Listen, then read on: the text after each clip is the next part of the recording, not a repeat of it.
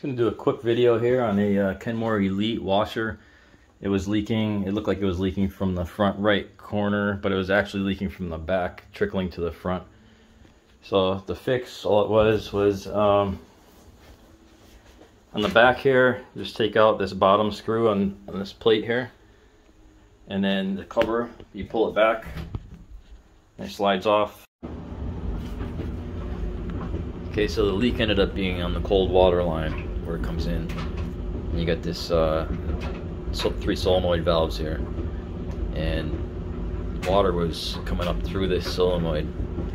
So to fix it, what you had to do is, with the power off and everything, disconnect these 2 cables, and then take out these screws here. There's 1, 2, 3, 4, 5, 6, and then these 2 solenoids assembly will come off, and underneath it there's like a T-shaped cylinder, and I'll show you here in a minute, but those, after you pull these off, you're gonna see those, they slip inside this solenoid, and I think there's hairline fractures in them. So what we did is we took a epoxy and just coated it all with epoxy, and then reassembled it back into the solenoid, and once it hardened, it made a seal inside here, so there's no more leaks anymore. There's also a rubber diaphragm inside here.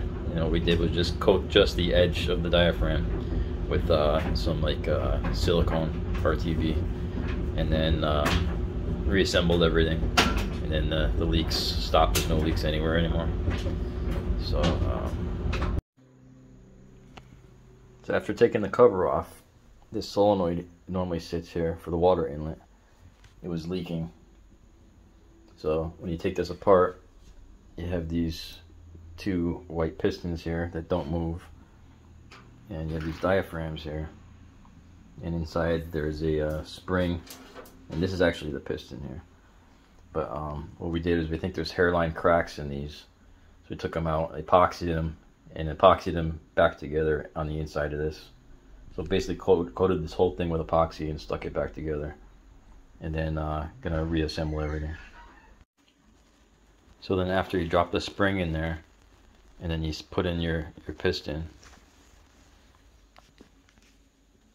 and then you're gonna set this diaphragm back down inside there and reassemble everything. Or you can buy this whole assembly here for about 60 bucks. But yeah, we just ended up doing this to see if it would work for us, and so far no problems. So you can give it a shot.